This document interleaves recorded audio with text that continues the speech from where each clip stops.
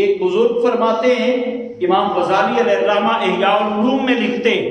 کہ میں نے 30 سال کی نمازیں قضا کی۔ سبب کیا بنا؟ فرماتے ہیں میں پابندی سے پہلی صف میں کھڑے ہو کر نماز با جماعت ادا کرتا تھا۔ ایک دن 30 سال کا عرصہ گزر جانے کے بعد مجھے تاخیر ہوئی، نماز با جماعت رہی نہیں، صرف یہ کہ پہلی صف میرے آنے سے پہلے پر ہو گئی تھی، میں دوسری صف میں کھڑا تھا۔ جب دوسری صف میں نے نماز ادا کی تو اب مجھے دل ہی دل میں ندامت محسوس ہو رہی تھی کہ تو اتنا سست ہو گیا کہ اب پہلی صف میں نماز کے لیے جگہ لینے کے وقت پر نہیں پہنچا، مجھے جگہ دوسری صف میں ملی۔ جب مجھے یہ ندامت ہو رہی تھی تو کچھ لوگوں کو میں نے سنا، وہ کہہ رہے تھے کہ یار یہ بندہ آج اتنے عرصے کے بعد دوسری صف میں نماز پڑھنے کے لیے آیا۔ کہتے ہیں جب لوگوں نے میرے بارے میں یہ بات کہی کہ یہ نماز دوسری صف میں پڑھ رہا ہے، اور میں ان کی بات سن کے یوں خوش ہو رہا تھا کہ کاش میں اگلی صف میں آتا، اور پھر دل ہی دل میں یہ خیال آیا کہ کہیں یہ میری پابندی جو اگلی صف میں نماز با جماعت پڑھنے کی تھی وہ اس لیے تو نہیں تھی کہ یہ لوگ میری تعریف کریں، اور آج میں دوسری صف میں آیا تو سارے لوگ بھی مجھے تعجب سے دیکھ رہے ہیں اور میں خود بھی دل میں نادم ہو رہا ہوں۔ کہتے ہیں جب یہ خیال آیا تو میں نے 30 سال کی نمازوں کو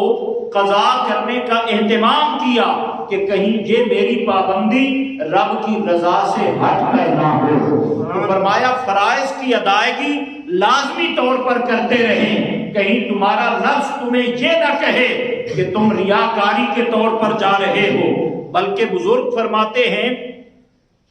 کہ فرائض انسان کو دکھا کر ادا کرنے چاہیے تاکہ لوگوں کو یہ شک نہ ہو کہ یہ نماز ہی نہیں پڑھتا، روزہ ہی نہیں رکھتا، زکوٰۃ ہی نہیں دیتا، صاحب استطاعت ہونے کے باوجود حج نہیں کرتا۔ جو فرائض ہیں فرمایا ان کو ظاہراً ادا کرو، نفلی نیکیاں جو ہیں، اسی لیے نوافل پڑھنے کا حکم بھی گھر میں ہے، نفلی صدقات ہوں یا نفلی نیکیاں ہوں، فرمایا وہ چھپ کے کرے کہ وہ بندے کا اور رب کا معاملہ ہے۔ کتنا چھپ کر؟ حضرت عبداللہ بن مبارک رضی اللہ تعالیٰ عنہ فرماتے ہیں میرا دل کرتا ہے کہ کاش میری نیکیوں کی خبر کرامن کاتبین کو بھی نہ ہو،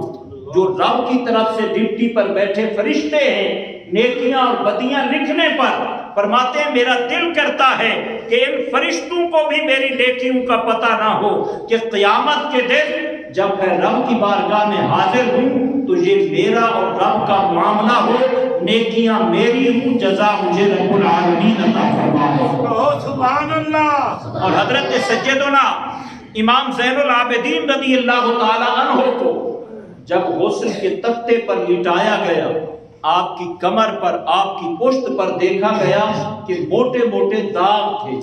وہ داغ جو محنت سے کام کرنے والے مزدور کی کمر پر ہوتے ہیں، جو بھاری بوجھ اٹھایا کرتا ہے اور بوجھ اٹھانے کی وجہ سے کمر پہ نشان پڑ جاتے ہیں، ایسے نشانات دیکھے گئے۔ غسل دینے والوں نے آپ کے صاحبزادے کو بلا کر پوچھا کہ حضرت امام زین العابدین رضی اللہ تعالیٰ عنہ ایسا مشقت والا کیا کام کرتے تھے کہ آپ کی کمر پر اتنے بڑے بڑے داغ اور نشانات ہیں؟ تو آپ کے صاحبزادے نے فرمایا جب دنیا سو جاتی تھی آپ اپنے گھر سے راشن اٹھایا کرتے تھے، وزنی ہوتا، بوریاں ہوتی، اور وہ جا کر غریبوں کے گھروں میں پہنچا کر آتے تھے، اور وہ ایک گھر نہیں کئی گھر تھے ایسے جن کے گھر میں جا کے آپ راشن پہنچاتے۔ فوراً سوال کرنے والوں نے کہا وہ بڑھاپے کی عمر میں تھے، آپ جوان تھے، آپ کو چاہیے تھا کہ وہ راشن کی بوریاں اپنے والد کے ساتھ اٹھا کر جاتے اور ان غریبوں کے گھر پہنچاتے۔ صاحبزادے کی آنکھوں سے آنسو نکلے، رو کر کہتے ہیں کئی بار ابا جان کی خدمت میں عرض کیا مگر آپ کہتے اگر تمہیں بھیجوں اس غریب کا نام تمہیں تو بتانا پڑے گا کہ کس کے گھر جا کے یہ راشن لے کے آنا ہے۔ میں چاہتا ہوں اس غریب کے نام کا تمہیں بھی پتہ نہ چلے، یہ میرا اور رب کا معاملہ رہ جائے۔ راشن میں زین العابدین اٹھاتا ہوں اور اس غریب کے گھر جا کے دے کے آتا ہوں۔ فرمایا نیکی کریں تو اتنی پوشیدہ کر کے کریں، پھر دیکھیں کہ رب کریم جزا کتنی عطا فرماتا ہے۔ اور آج ہم اگر چھوٹی سی نیکی کر بھی لیں